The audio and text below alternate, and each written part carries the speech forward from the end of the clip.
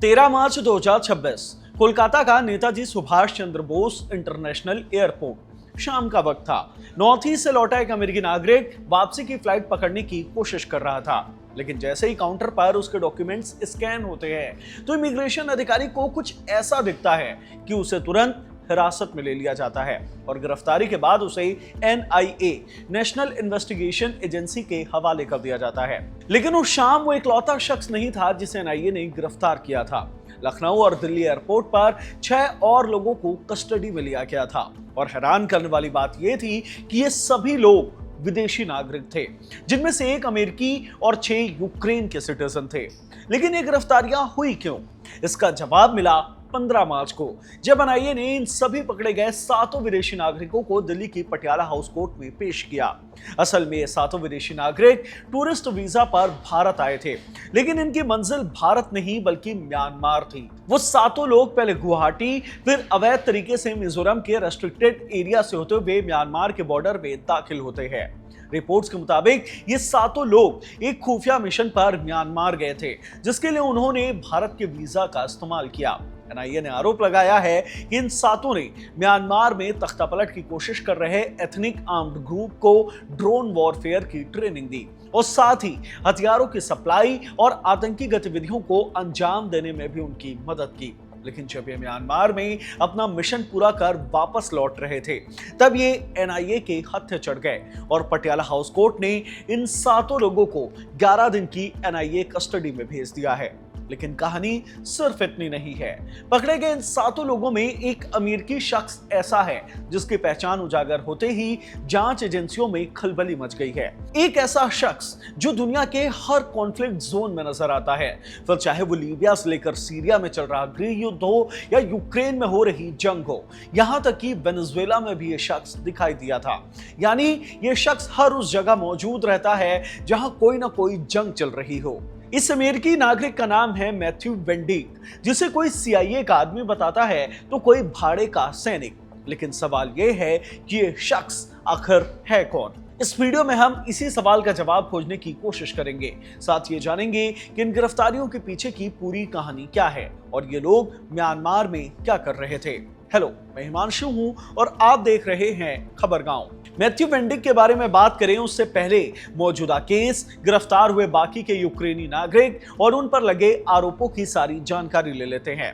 जैसे कि वीडियो में पहले ही हमने बताया, हिरासत में लिए गए 7 में से 6 नागरिक यूक्रेन से हैं। 3 मारियन स्टीफांक्यू, मेरिन होंचारुक और विक्टर कामिंस्की को दिल्ली एयरपोर्ट में हिरासत में लिया गया, जबकि पेट्रो हुर्बा, तारासिस लिवियाक और इवान सुकोमानावोस्की को लखनऊ एयरपोर्ट से हिरासत में लिया गया। इनकी गिरफ्तारी को लेकर यूक्रेनियन एम्बेसी एक्टिव हो चुकी है। 16 मार्च को पटियाला हाउस कोर्ट ने इन्हें 11 दिन की NIA कस्टडी में भेजा, तो अगले ही दिन 17 मार्च को भारत में यूक्रेन के राजदूत ने भारतीय विदेश मंत्रालय के सचिव CV जॉर्ज से मुलाकात कर ली।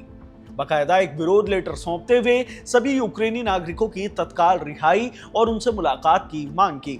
वहीं अमेरिकी नागरिक की गिरफ्तारी को लेकर अमेरिकी दूतावास यूक्रेनी दूतावास के बजाय थोड़ा कम एक्टिव दिखा। दैनिक भास्कर की रिपोर्ट के मुताबिक अमेरिकी दूतावास के प्रवक्ता ने सिर्फ बयान जारी करते हुए कहा कि उन्हें स्थिति की जानकारी है, नजर बनाए हुए है। NIA की FIR और पटियाला हाउस कोर्ट में लगाए आरोपों के मुताबिक यह पूरा मामला भारत की राष्ट्रीय सुरक्षा और सीमाई इलाकों की सुरक्षा से जुड़ा हुआ है। NIA का आरोप है कि ये सारे विदेशी नागरिक टूरिस्ट वीजा पर भारत आए थे, अलग अलग तारीख पर। सभी पहले असम के शहर गुवाहाटी पहुंचे, फिर अवैध तरीके से मिजोरम राज्य में एंटर कर गए। उनके पास रेस्ट्रिक्टेड लाइन परमिट नहीं था। मिजोरम, अरुणाचल प्रदेश जैसे राज्यों में जाने के लिए भारतीय नागरिकों को इनर लाइन परमिट, जबकि विदेशी नागरिकों को रेस्ट्रिक्टेड लाइन परमिट की जरूरत होती है। NIA का आरोप है कि ये सभी विदेशी नागरिक मिजोरम से लगे इंटरनेशनल बॉर्डर को पार कर म्यांमार एंटर कर गए। वहां म्यांमार की सेना जुंटा के खिलाफ लड़ रहे एथनिक आर्म्ड ग्रुप से मुलाकात की, उन्हें यूरोप से भारत के रास्ते म्यांमार पहुंचाए गए ड्रोन के जरिए ड्रोन वॉरफेयर, असेंबली, जैमिंग जैसी चीजों की ट्रेनिंग दी। फिर वापस लौटते वक्त एयरपोर्ट पर इमिग्रेशन अधिकारियों के हत्थे चढ़ गए। सवाल उठता है, कैसे इन 7 टूरिस्ट के खिलाफ संदेह पैदा हुआ? कैसे NIA ने एयरपोर्ट अथॉरिटी को इन्हें पकड़ने के निर्देश जारी किए? फरवरी 2021 को म्यांमार की सेना जुंटा ने देश में तख्ता पलट कर दिया था और वहां मिलिट्री रूल लागू हो गया है। मार्च 2025 में मिजोरम के मुख्यमंत्री लाल दुहोमा ने चेतावनी दी थी कि अमेरिका और ब्रिटेन के भाड़े के सैनिक और पूर्व विशेष बलों के सदस्य मिजोरम के रास्ते म्यांमार में घुसने की कोशिश कर रहे हैं ताकि वहां की सैन्य सरकार के खिलाफ लड़ रहे लोकल गुड्स को ट्रेनिंग दे सके। बांग्लादेश की पूर्व प्रधानमंत्री शेख हसीना जब सत्ता में थी तब भी उन्होंने अमेरिका पर आरोप लगाया था कि वो भारत से सटे इलाकों में एक ईसाई राज्य बनाना चाहता है। नॉर्थ ईस्ट में पहले से ही काफी इंसर्जेंसी थी जिस पर भारत सरकार ने वक्त के साथ काबू पाया है। आज भी मणिपुर, नागालैंड, अरुणाचल प्रदेश और असम के कुछ हिस्सों में AFSPA armed force special power act लागू है, इसलिए यहाँ होने वाली सारी गतिविधियों पर एजेंसियां पैनी नजर रखती हैं। अमेरिकी नागरिक मैथ्यू वेंडिक पहले से ही एक विवादित कैरेक्टर रहा है जिसकी इंसर्जेंसी और युद्धग्रस्त क्षेत्र से विवादित नाता है। ऐसे में इसके देश में एंट्री के साथ एजेंसियां मॉनिटरिंग कर रही होंगी जिसके चलते पूरा जाल बिछाकर इन्हें एयरपोर्ट से गिरफ्तार किया गया। रेडिट और एक्स पर चल रही चर्चा में कुछ मैथ्यू को भाड़े का फौजी बताते हैं, कुछ CIA का एजेंट। अपनी वेबसाइट में मैथ्यू वेंडिक ने खुद को documentary film maker, defence expert, war reporter और फ्रीडम फाइटर बता रखा है। उम्र करीब 46 साल है। अमेरिका के बाल्टीमोर में जन्मा, पॉलिटिकल साइंस में बैचलर्स किया और जॉर्ज टाउन यूनिवर्सिटी से सिक्योरिटीज स्टडी में मास्टर्स।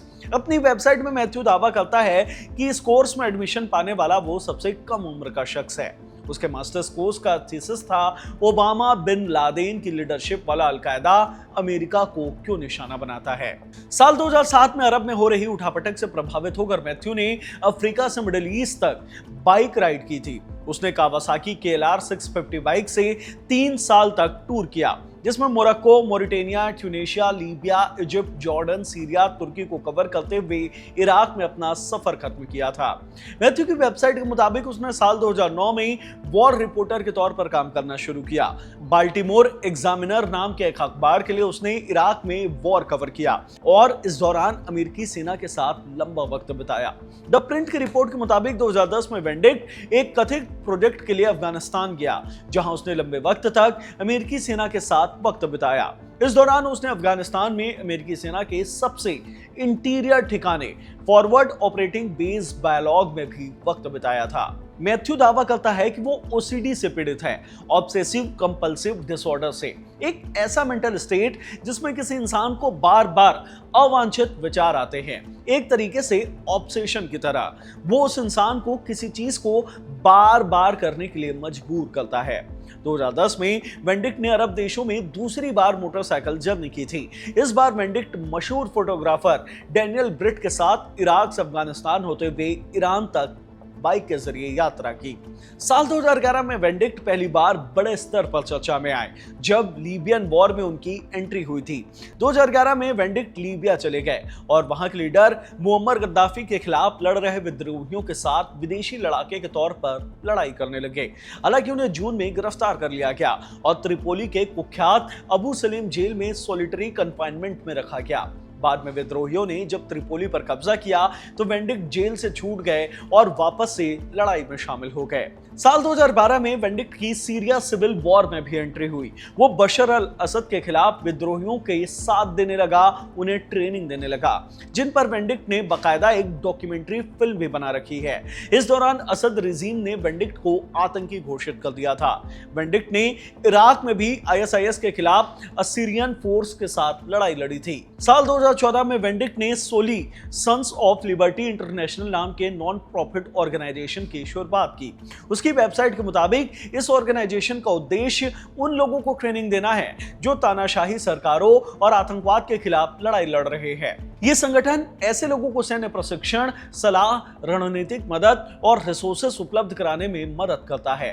साल 2011 में मैथ्यू वेनेजुएला में निकोलस मादुरो के खिलाफ कवर्ट ऑपरेशन चला रहा था। जनवरी 2025 में किए एक ट्वीट में मैथ्यू ने खुद इस बात को कबूल किया था, बताया था कि वो वेनेजुएला में विद्रोहियों के साथ सरकार के खिलाफ लड़ रहा था ताकि वेनेजुएला के लोगों को यह पता चले कि हम आपके लिए लड़ रहे हैं। और तब तक लड़ते रहेंगे जब तक मादुरो की हार नहीं हो जाती और लोकतंत्र बहाल नहीं हो जाता।